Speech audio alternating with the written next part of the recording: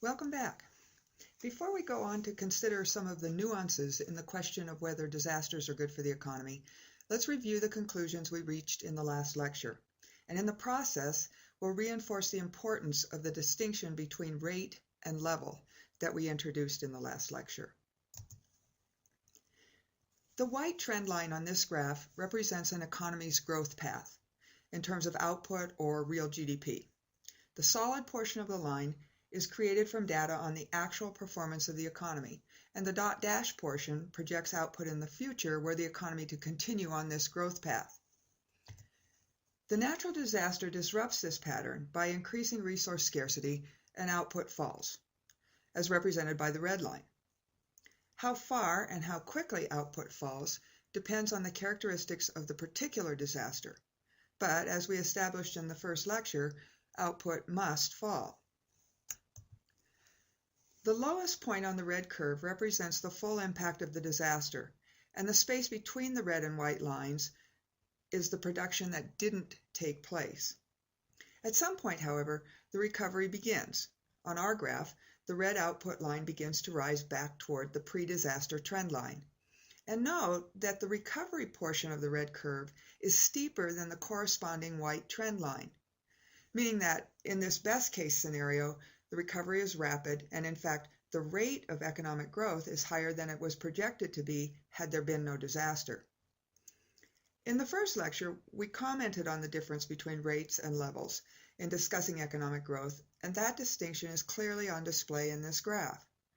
We looked at situations like an increased capital to labor ratio, for example, that might lead to a greater rate of economic growth and thus seem to be good for the economy.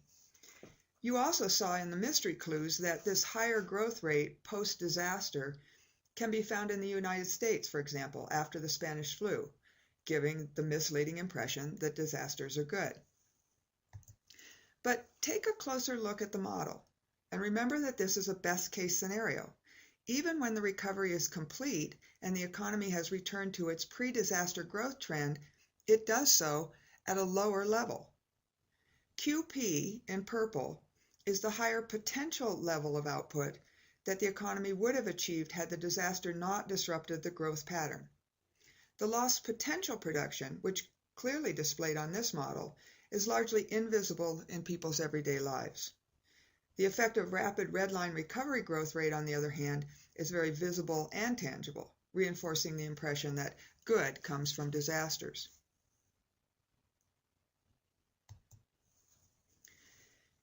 The importance of the disconnect between more and less visible effects of economic change was most memorably described in economic literature in the mid-19th century by Frederick Bastiat. He said, "There is only one difference between a bad economist and a good one. The bad economist confines himself to the visible effect.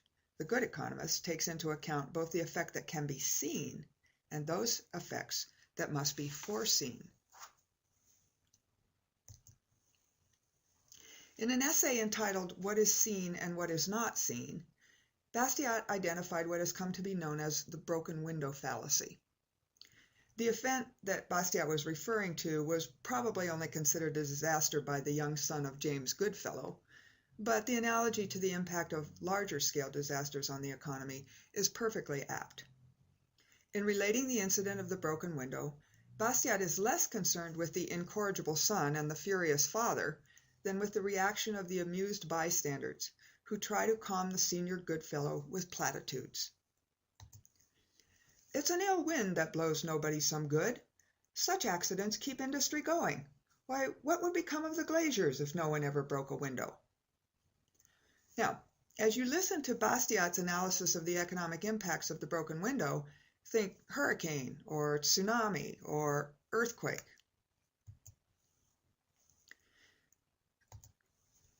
Suppose that it will cost 6 francs to repair the damage.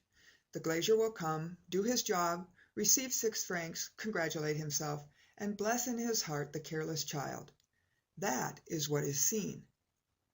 But if by way of deduction you conclude that it is good to break windows, that it helps to circulate money, that it results in encouraging industry in general, I'm obliged to cry out, that will never do. Your theory stops at what is seen. It does not take into account what is not seen.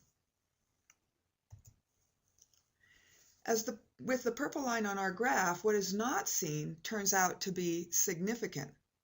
It is not seen that since our citizen spent 6 francs for one thing, he will not be able to spend them for another.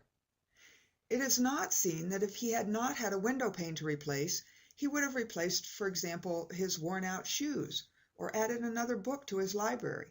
In brief, he would have put his 6 francs to some other use for which he will not now have them. Let us next consider industry in general. The window having been broken, the glass industry gets 6 francs worth of encouragement. That's what is seen. If the window had not been broken, the shoe industry, or some other, would have received 6 francs worth of encouragement. That is what is not seen. Bastiat's logic holds if we move from one window to many, and from considering the impact on industries to the impact on entire economies. Bastiat would have recognized, but not sympathized with, our confusing of rates and levels of growth, and our preoccupation with the tangible evidence of recovery, or our failure to recognize lost potential. I can't imagine, however, that he would have been pleased to find us still debating a point he laid to rest over 150 years ago. Faced with our question of whether disasters are good for the economy, his brusque response would surely have been, "Destruction is not profitable." Unfortunately, the myth of disasters being good for the economy is terribly resilient, and we do have some modern economists who either haven't read their Bastiat carefully enough or have forgotten it, or I'm not sure which. In any case, they should know better. Here's one. Respected Princeton University economist and writer Paul Krugman, in the aftermath of the 9/11 terrorist attack on New York City, said, "Ghastly as it may seem to say this, the terror attack could do some economic good. The destruction will stimulate the economy through business investment and rebuilding." And by the way, he just won a Nobel Prize.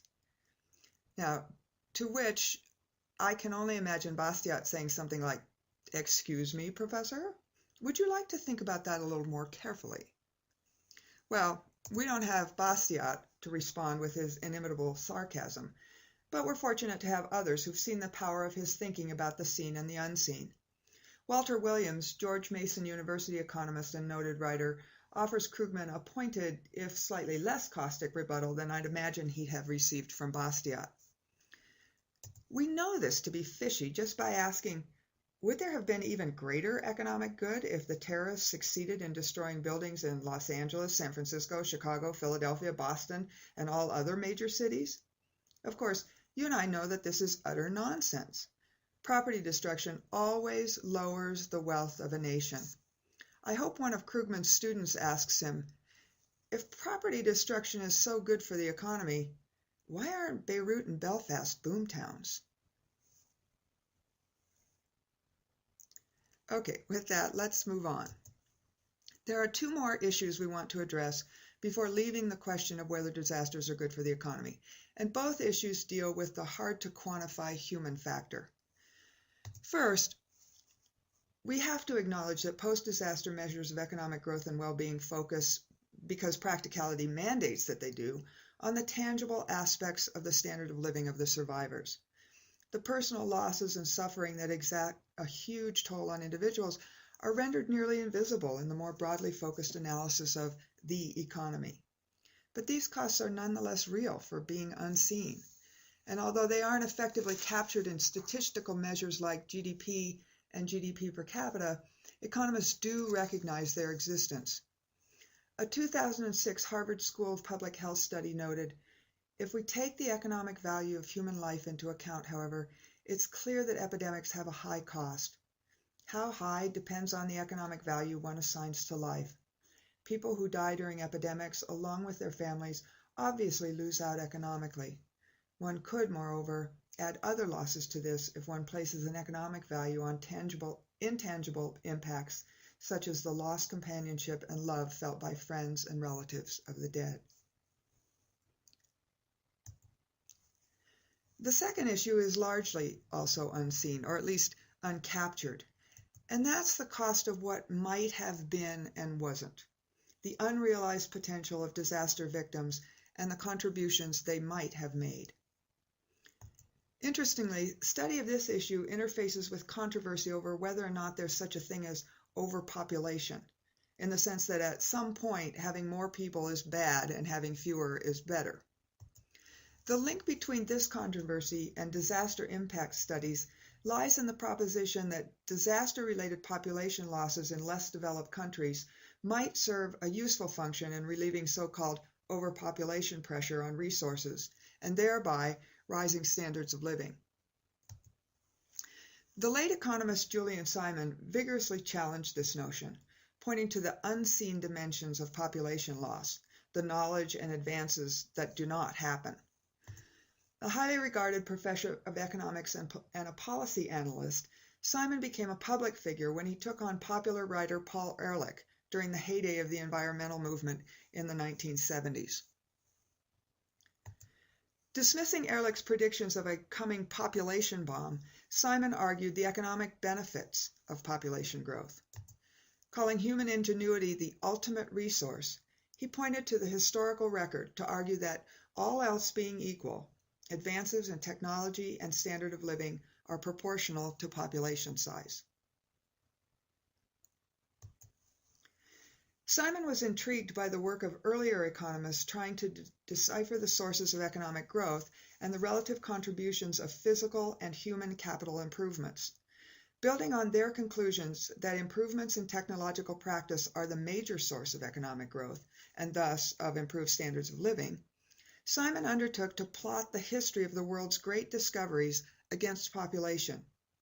He concluded that, all else being equal, quote, the number of improvements depends on the number of people using their heads. It bears quoting Simon here at length as he forcefully states the case for population as the source of our only truly inexhaustible resource. The source of improvements in productivity is the human mind, and a human mind is seldom found apart from a human body. And because improvements, their invention and their adoption, come from people, the amount of improvement plainly depends on the number of people available to use their minds. Overpopulation? Simon would say, no, not so much. The data show clearly that the bigger the population of a country, the greater the number of scientists and the larger the amount of scientific knowledge produced. More specifically, scientific output is proportional to population size in countries at the same level of income. That bears emphasizing, in countries at the same level of income.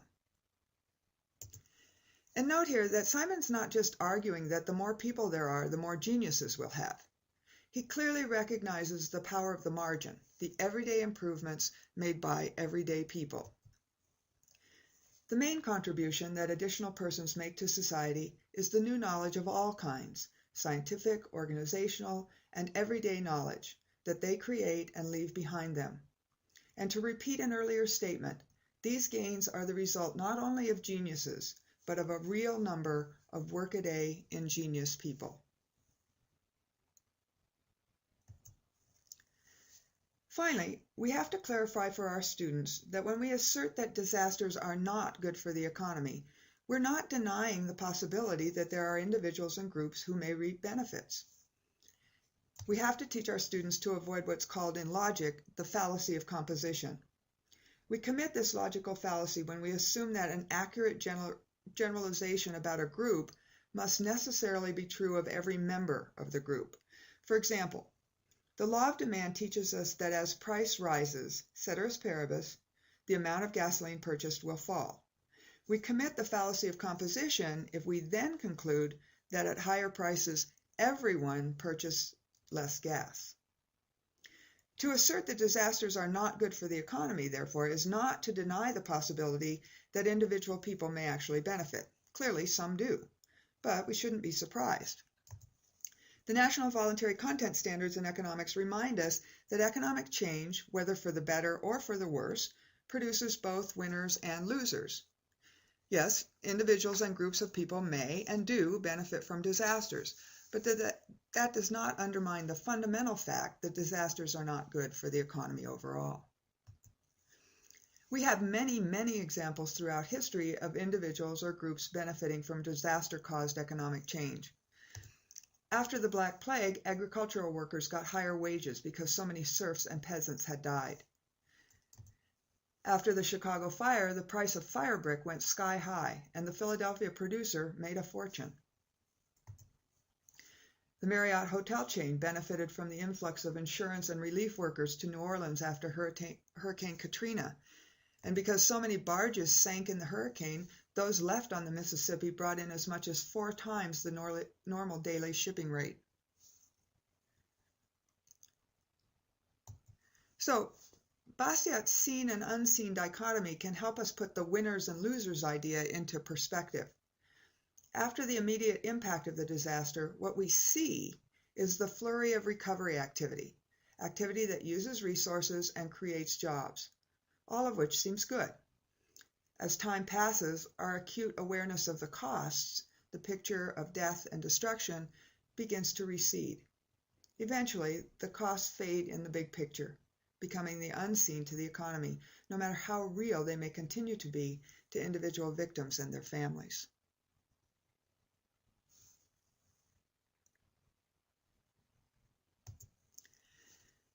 By looking at the different impacts on individuals, have we undermined the conclusion we reached in the first lesson, that disasters are not good for the economy? I don't think so. Instead, I think that we've learned to distinguish between the economy as a whole and the individual actors in that economy. So yes, some individuals do and some do not benefit from disaster-related economic change. But disasters do increase scarcity and reduce output, pushing the economy backwards down the path of well-being, even if momentarily. And economic activity during the recovery process may appear to speed up. But remember that it starts from a reduced level, and even in the best case scenario, it never catches up. If there's any good news revealed by our study of disasters and that of economic historians, it's that economies tend to be remarkably resilient. We don't have any evidence to suggest that the spurt of economic activity following a disaster can boost an economy's performance above pre-disaster levels. But history does leave us somewhat amazed at the speed with which free, well-managed economies rebound. Nonetheless, post-disaster improvements and even higher standards of living among survivors should not blind us to the reality of loss. To posit that disaster should be welcomed as an economic stimulus would lead us to the logical but ridiculous policy of trying to boost an economy of a declining city by deliberately burning it down around its residents. We can't let ourselves be distracted from the bottom line. Disasters increase scarcity and thereby reduce our ability to provide for people's wants and needs. This ends the lecture material for Lesson 1. Please return to the lesson and assignment screen, and don't forget to check in on the discussion board and on the posted long-term project requirement. After you complete Lesson 1, we'll come back here to consider the role that institutions can play in helping us to deal with the aftermath of disasters. Having established that disasters are indeed setbacks on the path to economic well-being, we can proceed to Lessons 2, 3, and 4, and the question of how our economic, governmental, and social institutions can best respond to those setbacks.